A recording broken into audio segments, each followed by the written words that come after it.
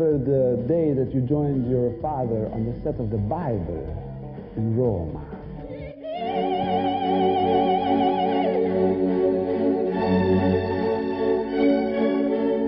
Yes, I do. My image of my father was, he was the character Noah, and he was leading the animals into the ark, and all the animals were following him.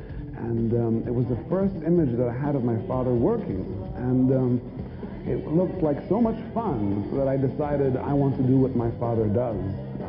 And I discovered later that it meant a film director. What is your father's, John Huston, the great maestro's, favorite movie? Treasure of the Sierra Madre. The reason is that my grandfather, Walter Huston, was in the picture, and they both won Oscars for the picture, and it is one of the best adventure films that I have ever seen. Do you still fight, like your father did, against the colorization of the Maltese falcon? Yes, we won a court case here in France for the colorization of Asphalt Jungle, and the case went very well, and everything was fine. Only I got a letter the other day from Ted Turner saying that he's going to appeal, and he's going to take it to court again. So I hope I can get out of it without losing my shirt. What is the best memory that you have of your father? I think really not the times on the film sets or with glamorous people, but the silent moments. Looking at the ocean in Mexico, playing backgammon, drinking whiskey, and just being friends. What is the last advice that your father gave you?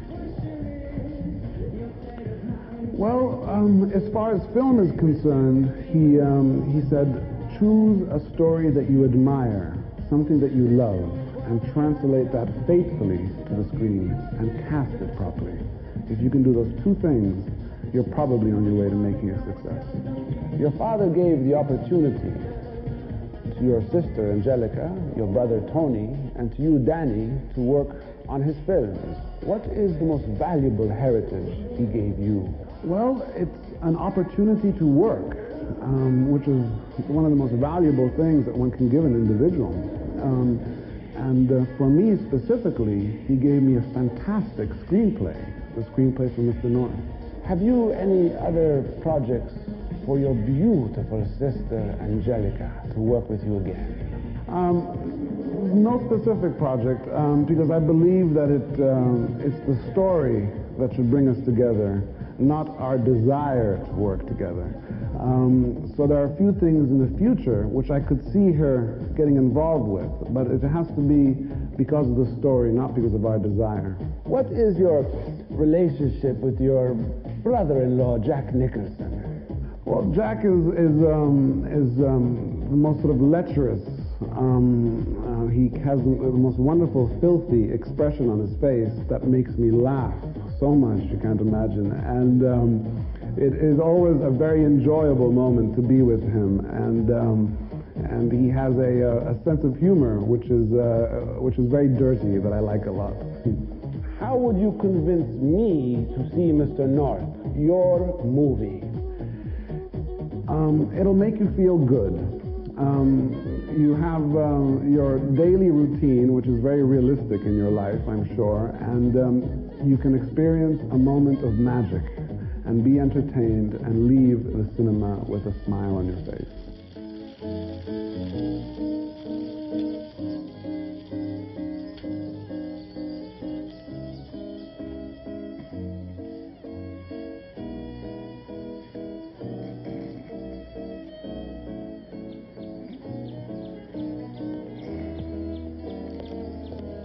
You have a visitor, sir. Ah, Theophilus. What an unexpected pleasure. Come in, sit down. What brings you out this way today? I brought something for you, sir. Something to help you with your problem. Indeed. Grandfather had the same problem as you, so I wrote to him. These are from his own supply. You don't say. They're an ancient remedy, sir. Not much used these days, but my grandfather, he swears by them. You're very generous. Thank you, Theophilus. I also brought you these, sir.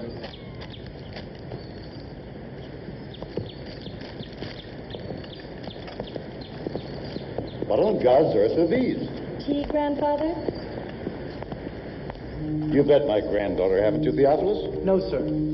Well, in that case, Persis, Bosworth, Tennyson, may I present T. Theophilus North? Mr. North. I'm deeply honored, Mrs. Tennyson. Now, Theophilus, what did you say these are? Oh, well, sir, they're rubber pants, sir.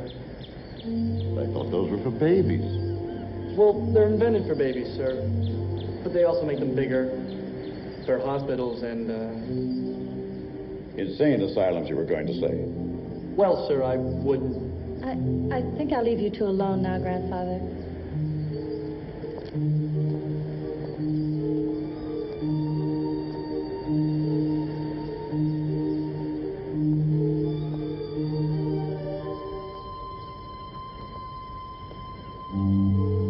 Can you explain how your father, before he was about to die, gave you the information that he was going to be replaced by the great Robert MITCHUM? Yes, he called me when I was in Newport, Rhode Island, and he said, Danny, is it okay if I send the screenplay to Robert MITCHUM, just in case? And my reply was, of course, if it makes you feel better, it's the right thing to do. Eventually, he was not able to play the character, and Mitchum took over. Mitchum was prepared. We had a great day's shooting, and at the end of the day, we visited my father in the hospital, and Mitchum said, John, I'm so sorry. I never thought I would have to replace you in anything. And my father's reply was, don't worry, Bob. It's one of the biggest hoax I ever pulled. And he really tricked us into having Robert Mitchum. Can you give us some reflections on how you worked with big names like Robert Mitchum and the great diva Lauren BACALL? Yes, Robert Mitchum is very much a man's man, and in the morning I would say, Bob, how are you today? And he would say, worse. And I said, my God, but why every morning when I see you, you say you're worse? And he says, well, one time I was in Ireland, and I asked a good friend of mine how he was, and he said he was fine. The next thing I knew, he dropped dead at my feet. So from now on, I say I'm worse. Is that okay with you? I said, fine. And Lauren BACALL is somebody that when she enters the set, the first thing you see is her arm and her hand extended, and you grab a hold of her hand, you lead her onto the set, and everybody knows she's there. She's a diva, she's a star. Is Mr. North your first movie, or is it your father's last film? Well, I think it's both. It's my film debut, and it's my entrance into the film industry, and it is my father's last effort in the film industry. So really it joins us together in that way, specifically.